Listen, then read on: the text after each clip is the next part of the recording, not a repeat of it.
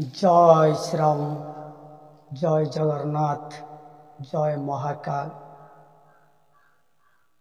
आज हूँ महाकालंकर सप्तम वार्ता। आजिर प्रसंग हूँ जड़े समाज संस्कारक क्या कह समाज संस्कारकर संज्ञा कौन? जड़े सफल समाज संस्कारक क्या कह ये प्रश्न उठुचे। प्रथम आम जाना कि संस्कार प्राय आपण मैंने जानी आम मान भाषा आपण मान भाषा जेकोसी समय कथा कथार आपण टीवी रे देखंतु, सीरियल रे देखंतु, आपण फिल्म रे देखंतु, यात्रा जगत रे देखंतु, कथा प्रसंग रे भी देखंतु, प्राय लोक कथा प्रसंग रे कहते कि यार संस्कार नहीं, ये संस्कार कौन जानी नहीं, या तो आमे मुहरे कही दे थाओ। किंतु सतरे कौन आमे संस्कार रो परिभाषा जानिछु? संस्कार कहा को कहा जाए आमको कौन जना? आपन को कौन जना? मो तो जानिनी। किंतु महाकाल भाषा रे, भारत माता भाषा रे संस्कार कहा को कहा जाए आमे आसंतु जानिबा।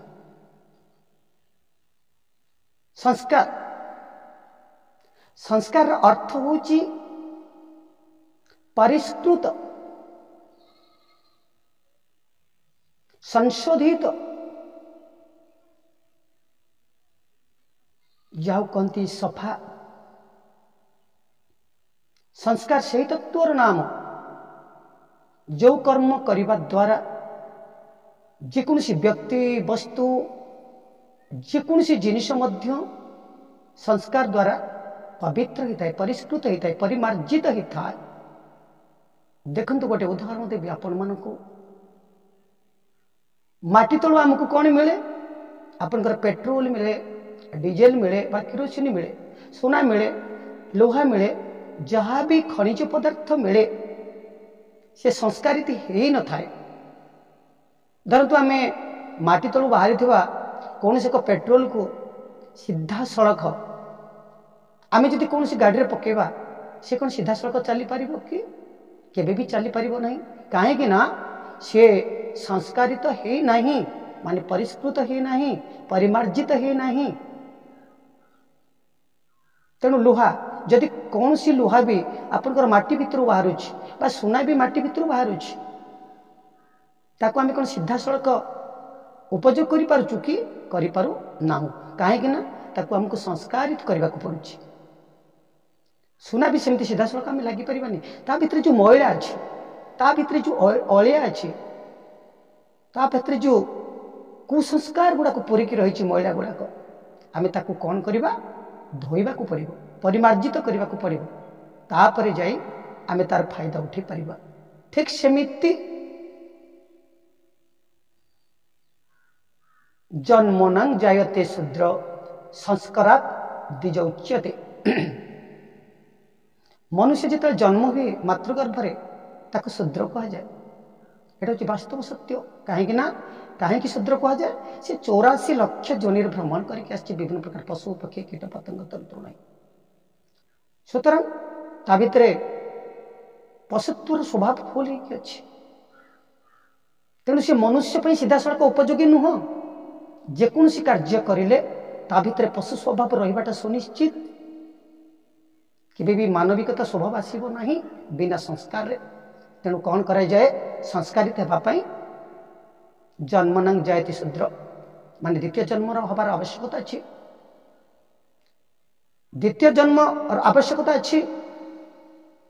प्राचीन काल आज पर्यंत जो संस्कार व्यवस्था चली, वर्तमान समय 10टी संस्कार अच्छे। पुंसवन संस्कार ठारू आरंभ करी शेष संस्कार होची मरणोत्तर संस्कार। ये 10टी संस्कार जो व्यक्ति जो व्यवहारिक जीवन में करनिए ये 10टी संस्कार को जो व्यक्ति जागृत कर निए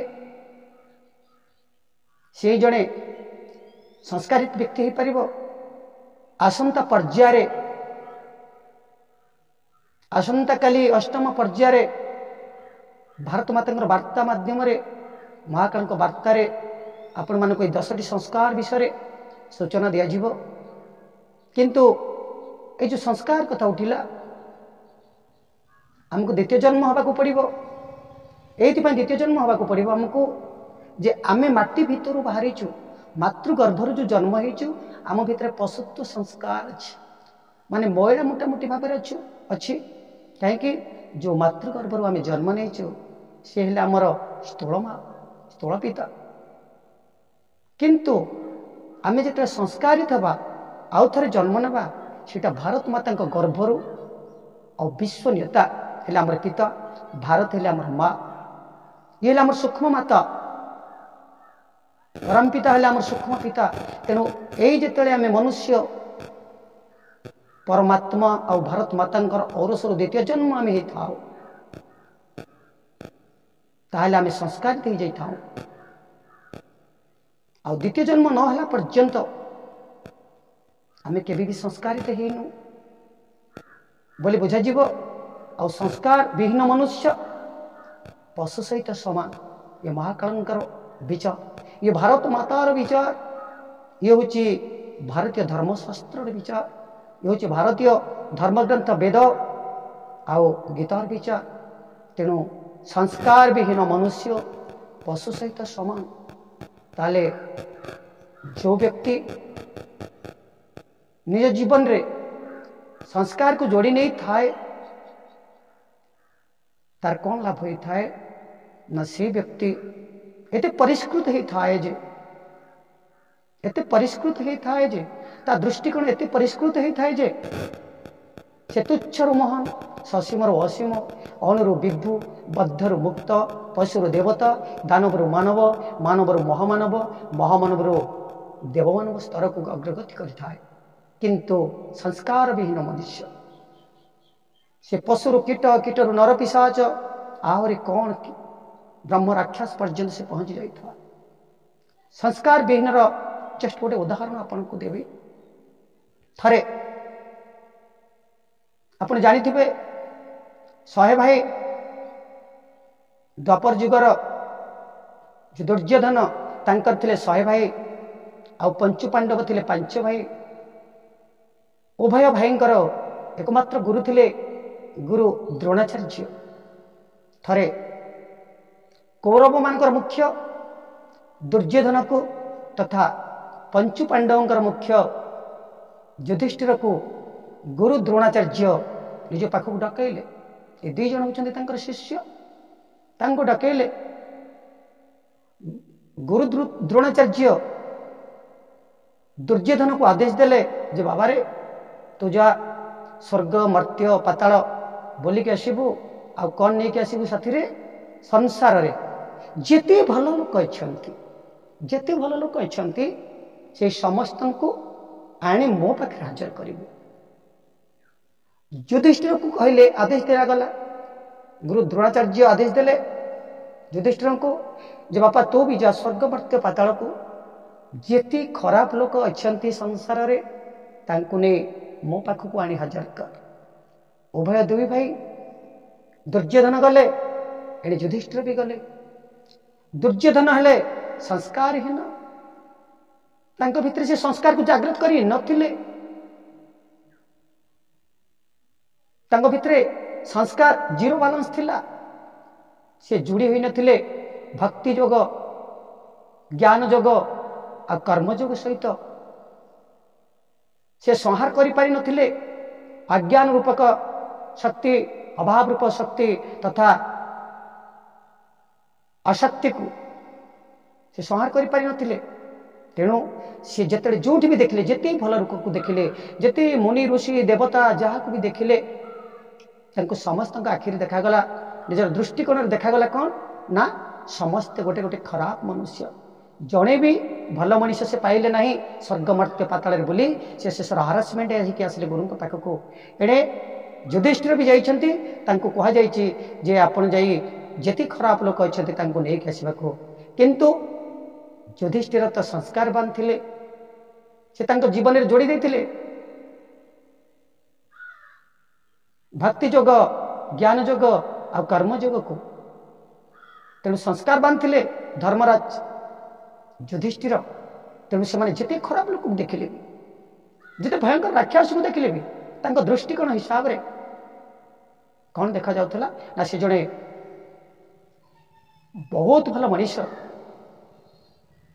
से जड़े अवतारी सत्ता समस्ते संस्कृति व्यक्ति युधिष्ठिर को यह देखागला तेणु ये कथा उठी से दी जन जो आसिक गुरु द्रोणाचार्य पाखे पहुँचले गुरु द्रोणाचार्य पचारे जे जो दी जन को कहुला जो जो व्यक्ति आने को आनीपारे कि युधिष्ठिर उत्तर देले आज्ञा मु गोटे भी संसार में खराब लोक पाइली नहीं समस्ते भल लोक दुर्योधन को पचरागला दुर्योधन कहले गोटे भी भल लोक संसार में नहांती मोर देवी स्वरूप माँ माने भौणी माने मोर देवस्वरूप भाई माने ये कथा उठुची जे वास्तव में दुर्योधन को कहीं देखागला नहीं जिते भल लोक भी खराब देखागला कहीं ना तांका दृष्टिकोण अपवित्र थिला तांका दृष्टिकोण पवित्र नथिला तांका दृष्टिकोण परिष्कृत नथिला अपरपक्षे युधिष्ठिरंकर दृष्टिकोण पवित्र थिला परिष्कृत थिला संशोधित थिला कहीं सेति पई संस्कार दायी तेणु आमको द्वितीय क्वालिफिकेशन 5टी क्वालिफिकेशन जो कहली आपन को निजे भीतर जागृत करने नंबर 1 क्वालिफिकेशन जने स्वयं सेवक नंबर 2 समाज संस्कारक नंबर 3 समाज सुधारक नंबर 4 समाज संगठक नंबर 5 समाज व्यवस्थापक ये 5टी योग्यता को निज भीतर धारण करने हेले 2 नंबर योग्यता थिला जड़े समाज संस्कारक तेणु आमे निजे संस्कारित हेले तो आमे जड़े भल समाज संस्कार कही परिबा तेणु एतिकी कहबी जे जीवन रे यदि संस्कारित ही नहंती जड़े सद्गुरुंक माध्यम रे आपण माने संस्कारित हुंतु आ निजे संस्कारित नहला पर्यंत निज भीतर केतल भी आमे जागृत करिबा नहीं करि परिबा नहीं आ जदि आमे निजे संस्कारित नहेबा ताले केबे भी आमे भल जड़े समाज संस्कार कही परिबा नहीं तेणु समाज संस्कार कहबा पाई हेले हमको कौन करने को पड़िबो से महाकाल सहित भारत माता सहित निज को जोड़ी आमे भक्ति योग कर्म योग और ज्ञान योग माध्यम रे तांक सहित जोड़ी हवा को पड़िबो तांकर अनुशासन को माने तांकर आज्ञा को माने तांकर आदेश को माने तांकर कार्य करबा को पड़िबो ताले आम भितरे निश्चित भाव संस्कार जागृत हबो आ जेतेबेले आम भितरे संस्कार जागृत हे से समय आम जणे भल समाज संस्कार कहि पारि आसंता काली 8म पर्याय